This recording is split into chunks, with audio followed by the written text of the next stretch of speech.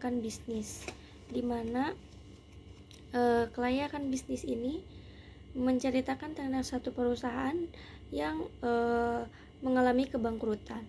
Jadi di sini ada beberapa hal seperti dengan komentar saya sendiri yang sangat ringkas dari perusahaan tersebut, yaitu perusahaan Tupperware, di mana perusahaan Tupperware ini perusahaan yang berasal dari Amerika Serikat. Perusahaan ini bangkrut, mengalami kebangkrutan yang hebat akibat pandemi COVID-19. Jadi di sini itu terjadi kebangkrutan yang hebat, yang dimana mengalami kesulitan karena kurang lebihnya dari pakar produksi, dari pemasaran dan lain sebagainya. Jadi ada berbagai macam hal seperti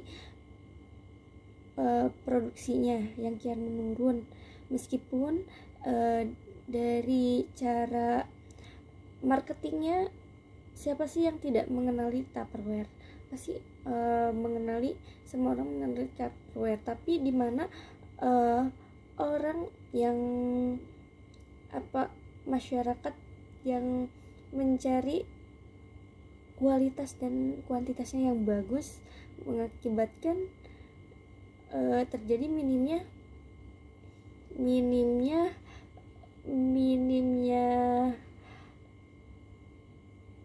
pemasaran. Terus seperti dari sisi marketingnya yang akan mengalami karyawan PHK, dikeluarkan karena rendahnya produksi kayak gitu. Dari sisi pakar belinya, kayak jual belinya dan lain sebagainya.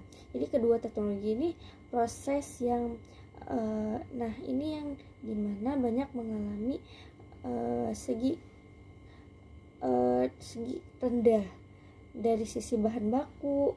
Terus untuk segi teknologinya sendiri, marketing juga dimana per partisinya itu teknologinya itu, marketingnya itu sangat yang terjadi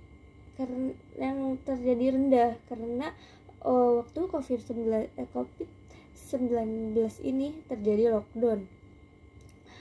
Terus dari sisi produksinya atau Tupperware ini, pada saat kontainer langka, molding yang tidak berjangka menyebabkan perhatiannya yang hebat, di mana pengaruh pelaksanaan kesehatannya dan keselamatan kerjanya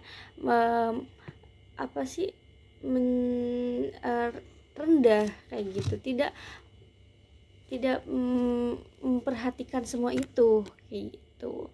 Jadi untuk mencari penjual dan lain sebagainya. Terus untuk mencari penjualan, dari segi penjualan, dari segi harga, orang lain harga mungkin Tupperware harga yang lebih tinggi, harga yang lebih mahal, tapi kualitas, meskipun kualitas yang bagus, tapi orang masyarakat zaman sekarang mencari bahan yang emang bagus tapi harga yang emang minim, meskipun rendah kayak gitu. Untuk persaingan juga, jadi persaingan ini ada di Cina. Cina itu mengeluarkan produk-produk yang bagus, produk-produk meskipun bahan yang diproduksikan itu termasuk rendah, harga marketingnya rendah, tapi dan harga jual belinya rendah, tapi beliau itu sangat memproduksi bahan tersebut dan pintar memarketingkannya. Jadi seperti itu. Untuk segi pemasaran, jadi dalam sebuah perusahaan itu kita harus bagaimana cara agar tidak terjadi kebangkrutan tersebut. Tapi untuk Tupperware ini tidak bisa dikendalikan. Akibatnya terjadi kebangkrutan hebat karena dari sisi utang juga, mungkin dari perusahaan kayak gitu. Dan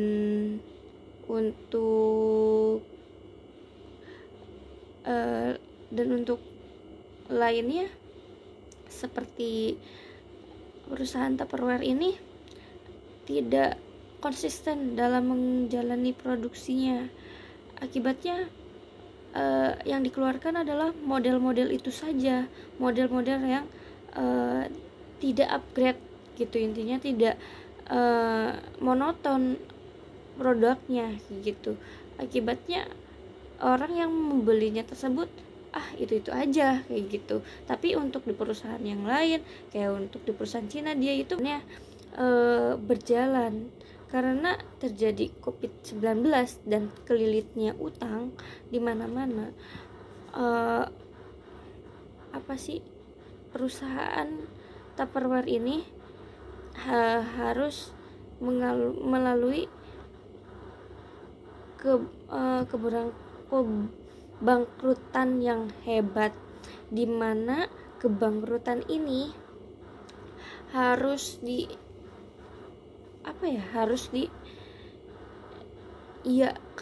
harus dilaksanakan, karena kalaupun tidak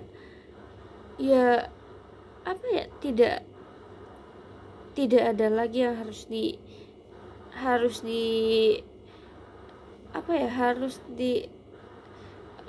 dipertimbangkan lagi, karena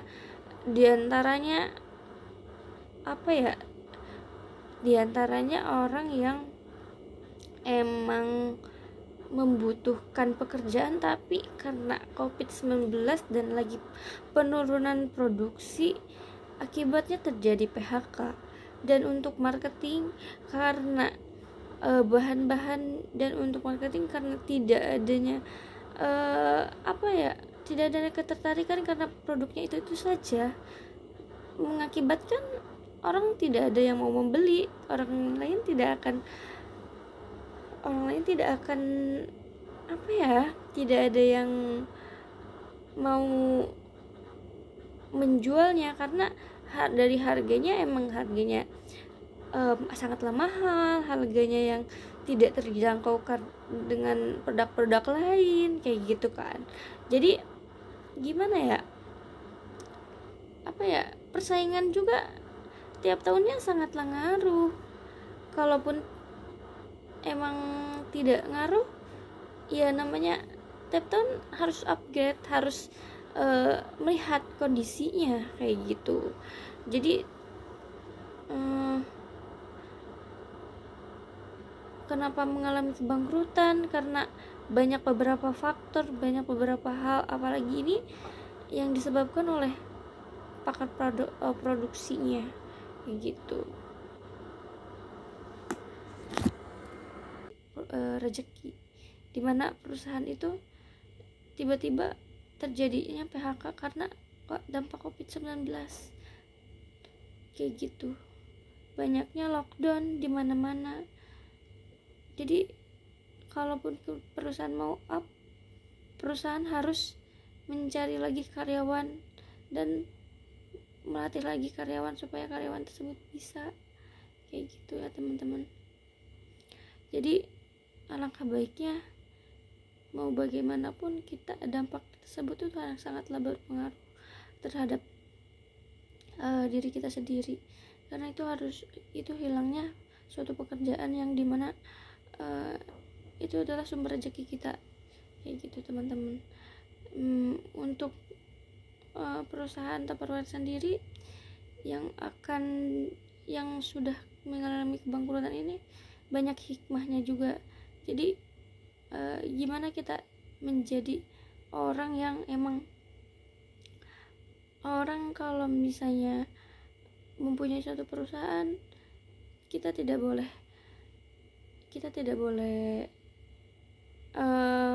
utang piutang, kita tidak boleh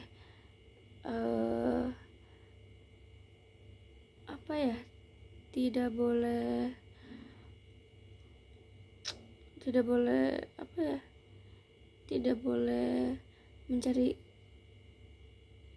mencari kesalahan orang yang dimana kita itu punya perusahaan, kita harus menjaga perusahaan itu supaya tidak mengalami kebangkrutan gitu ya teman-teman. Jadi untuk jadi segi produksinya menurun karena itu udah kelilit utang juga ya teman-teman. Kalau misalnya emang tidak terlilit utang, itu bisa berkembang meskipun terjadi, bisa bertahan meskipun emang terjadi COVID-19 dan tidak mengalami kebangkrutan, tapi endingnya ini mengalami kebangkrutan ya teman-teman. Seperti itu. Jadi alangkah baiknya kita sebagai mahasiswa emang jadi balik lagi, kita sebagai saya berkomentar bagaimana perusahaan itu bisa berjalan karena dari produksinya tersebut. Kalau produksinya jalan, kitanya jalan, insya Allah akan berkembang gitu ya teman-teman. Jadi teman-teman dapat saya simpulkan bahwa terkait pembangkrutan perusahaan Tupperware ini karena terjadi dampaknya COVID-19 dan dampaknya terjadi penurunan produksi yang dimana produksi menurun, dari segi marketing juga kurang berjalan secara optimal. Jadi ini bisa disebabkan oleh pengaruhnya dampak globalisasi yang bisa disebabkan oleh perusahaan itu tersendiri. Begitu teman-teman. Jadi untuk kesimpulan ini bahwa dikatakan bahwa perusahaan tidak konsisten terhadap produksinya dan terjadinya utang di mana-mana yang disebabkan perusahaan itu tidak bisa berkembang dan stuck di tempat dan terjadinya pembangkrutan. Jadi begitu perusahaan tidak bisa mengendalikan atau tidak bisa mempertahankan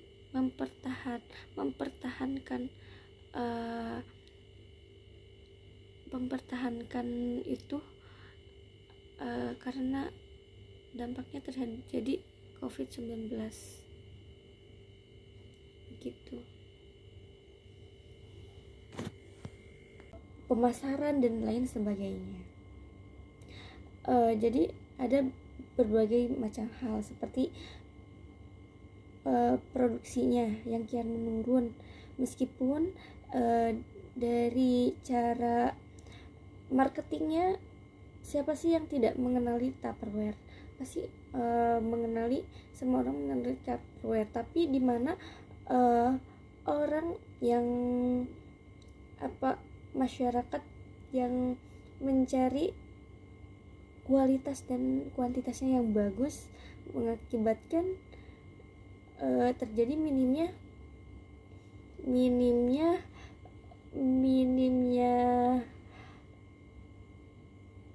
pemasaran. Terus seperti dari sisi marketingnya yang akan mengalami karyawan PHK, dikeluarkan karena rendahnya produksi kayak gitu. Dari sisi pakar belinya, kayak jual belinya dan lain sebagainya. Jadi kedua teknologi ini proses yang ini yang dimana banyak mengalami segi rendah dari sisi bahan baku. Terus untuk segi teknologinya sendiri, marketing juga dimana per partisinya itu teknologi teknologinya itu, marketingnya itu sangat yang terjadi rendah karena waktu COVID-19 ini terjadi lockdown. Terus dari sisi produksinya Tupperware ini, pada saat kontainer langka, molding yang tidak berjangka menyebabkan perhatiannya yang hebat, di mana pengaruh pelaksanaan kesehatannya dan keselamatan kerjanya rendah kayak gitu, tidak memperhatikan semua itu kayak gitu. Jadi untuk mencari penjual dan lain sebagainya. Terus untuk mencari penjualan, dari segi penjualan, dari segi harga, orang lain harga mungkin Tupperware harga yang lebih tinggi, harga yang lebih mahal, tapi kualitas, meskipun kualitas yang bagus, tapi orang masyarakat zaman sekarang mencari bahan yang emang bagus tapi harga yang emang minim, meskipun rendah kayak gitu. Untuk persaingan juga, jadi persaingan ini ada di Cina. Cina itu mengeluarkan produk-produk yang bagus, produk-produk meskipun bahan yang diproduksikan itu termasuk rendah, harga marketingnya rendah, tapi dan harga jual belinya rendah, tapi beliau itu sangat memproduksi bahan tersebut dan pintar memarketingkannya. Jadi seperti itu. Untuk segi pemasaran, jadi dalam sebuah perusahaan itu kita harus bagaimana cara agar tidak terjadi kebangkrutan tersebut. Tapi untuk Tupperware ini tidak bisa dikendalikan, akibatnya terjadi kebangkrutan hebat karena dari sisi utang juga, mungkin dari perusahaan kayak gitu. Dan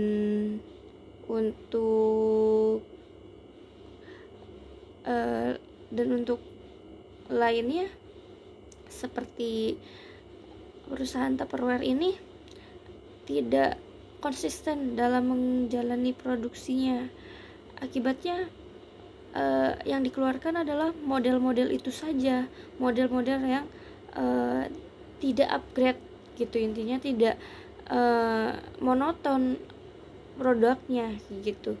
Akibatnya orang yang membelinya tersebut itu aja kayak gitu. Tapi untuk di perusahaan yang lain, kayak untuk di perusahaan Cina, dia itu mengupdate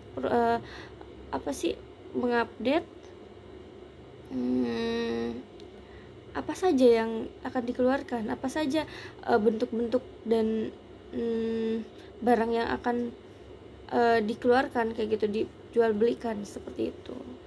Jadi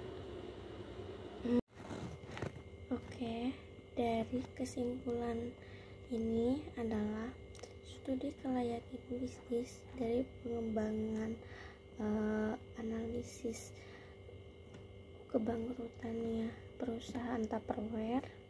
Di sini juga ada beberapa aspek, yaitu dari aspek pasar dan pemasarannya, aspek operasional, aspek manajemen, aspek keuangan, aspek hukum, dan legalitas atau aspek ekonomi. Jadi dan aspek sosial. Jadi di sini dalam menganalisis masing-masing aspek tersebut terdapat beberapa indikator yang menjadi penghambatnya kebangkrutan perusahaan Tupperware itu sendiri. Jadi dari segi produk bisnisnya ataupun ini merupakan dari produk yang sudah menipis produksinya. Terus ada salah satu ada salah satu aspek yang menyimpulkan tentang pembuatan Tupperware saingannya di mana-mana kayak gitu. Jadi aspek ini operasional membahas tentang bagaimana tata cara pelayanannya yang diberikan kepada konsumen agar konsumen merasa nyaman dan dapat menciptakan loyalitas konsumen yang pada produk tersebut. Jadi selain itu ada menciptakan dan meningkatkan loyalitas konsumen dari pemilihan bahan bakunya kayak gitu. Terus mungkin dari beberapa aspek yang lainnya, jadi untuk berdirinya perusahaan ini, khususnya perusahaan Tupperware itu sendiri yang membangun untuk pengurangan karyawan kayak gitu. Sarannya di sini berdasarkan keterbatasan dan pembuatan penelitian saya sendiri, yang akan ada beberapa penjelasan. Yang pertama terkait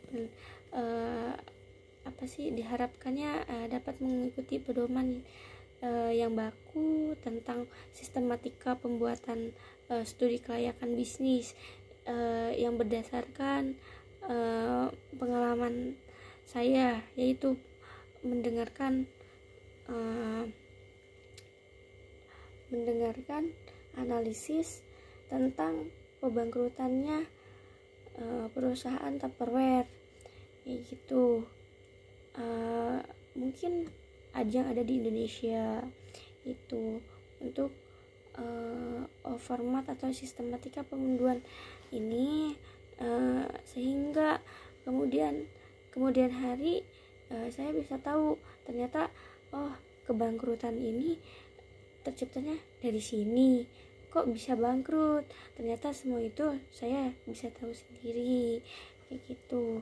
Untuk selanjutnya mengenai studi kelayakan bisnis, yang diharapkan lebih fokus kepada aspek-aspek studi kelayakan bisnis kayak gitu, mulai dari aspek pemasarannya, aspek amdanya, apa saja itu yang terkait tentang studi kelayakan bisnis tersebut. Hanya mengacu kepada aspek keuangan saja yang menjadi indikator bahwa bisnis yang layak dilakukan seharusnya kayak gimana kayak gitu, biar tidak terjadi kebangkrutan kayak gitu. Untuk selanjutnya ada banyak sumber-sumber pedoman pembuatan studi kelayakan bisnis yang dalam analisis perusahaan pembangkrutannya Tupperware itu sendiri mencermin bagaimana cara menganalisis persaingan bisnis dan perbedaan dalam metodenya kayak gitu, biar tidak terjadinya kebangkrutan, apalagi banyaknya PHK, karena itu sangat ngaruh kepada semua karyawan itu sendiri, apalagi karyawan yang sudah bekerja sangat lama di perusahaan tersebut. Terus untuk pembuatan studi kelayakan bisnis yang terkait tentang analisis pedoman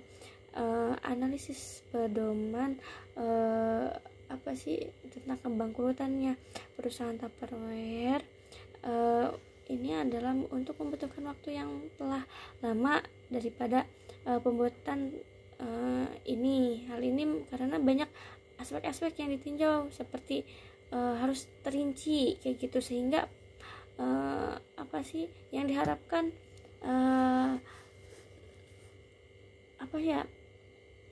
terlaksana. Jadi mungkin banyak juga orang yang di luar sana membutuhkan pekerjaan, sedangkan kenapa perusahaan tersebut tidak bisa mempertahankan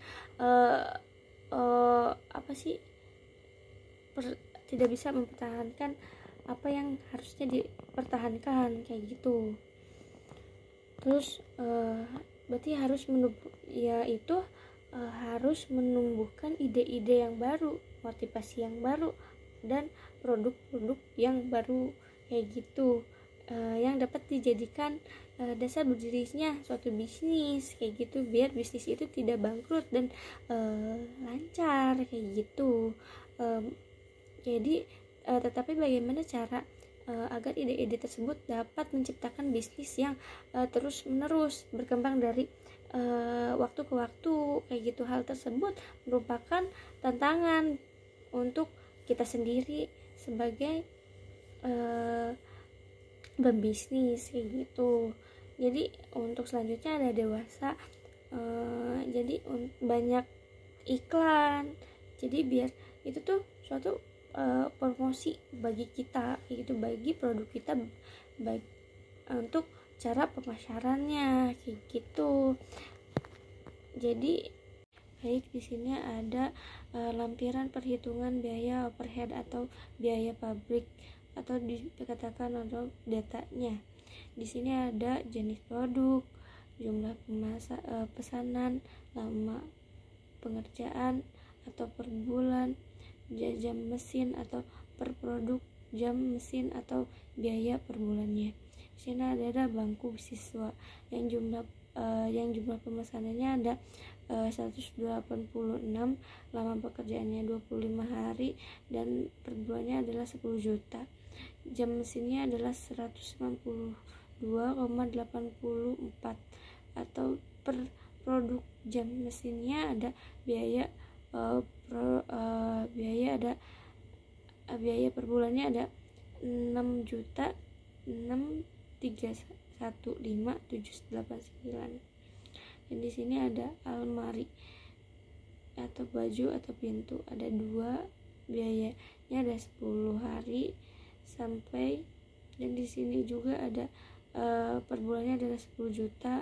Jam mesinnya ada 80 atau 304, atau apa sih, produksinya ada 2 juta 2631579. Dan untuk selanjutnya ada pemeliharaan mesin. Di sini ada jumlah mesin per tahunnya, yang contohnya seperti mesin pemotong ada 4, mesin sono, mesin duduk, kron, ada kompres. Dan di sini ada dijelaskan bagaimana data-data biaya yang dikeluarkan dan biaya pemasukannya. Ada biasa penyusutan bangunan dan juga di sini. Untuk jenis produknya di sini ada berbagai, saya udah cantumkan berbagai jenis produknya, dan ada biaya pemeliharaan bahan pemotongnya. Di sini dengan rinci ada biaya pemotongnya tersebut. Untuk dokumentasi ada di sini, dokumentasinya terkait dengan keterangannya, yaitu papan nama dengan subjek yang sudah rusak seperti itu. Ini ada kayunya, kayu dimana kayu tersebut akan menjadi papan nama tersebut untuk dikelola. Dan ini adalah salah satu dokumentasi bagaimana kami mewawancarai satu perusahaan yang dimana perusahaan itu di bidang kayu. Baik, terima kasih, saya kembalikan kepada moderator.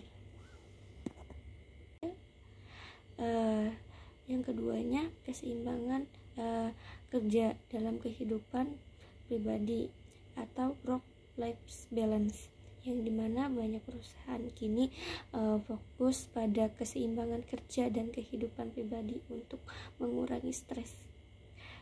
Pada keseimbangan kerja dan kehidupan pribadi untuk mengurangi jam kerja yang fleksibel, kebijakan dari rumah atau cuti dan berdamai. Untuk selanjutnya ada apa sih pengembangan dan pelatihan karyawan. Di sini ada lingkungan perusahaan yang positif, juga berfokus pada perkembangan karyawan melalui program pelatihan bimbingan, yang dimana karyawan melalui bimbingan pelatihan ini atau peluang karir yang lebih tinggi ini mencerminkan konsisten perusahaan untuk membangun karyawan berkembang dan bertumbuh. Begitu. Sekian komentar dan pendapat dari saya. Mohon maaf apabila ada kurang apa lebihnya, karena manusia tidak luput dari kesalahan dan manusia hanya bisa berusaha. Terima kasih atas kesempatannya. Wabillahi taufiq wal hidayah. Wassalamualaikum warahmatullahi wabarakatuh.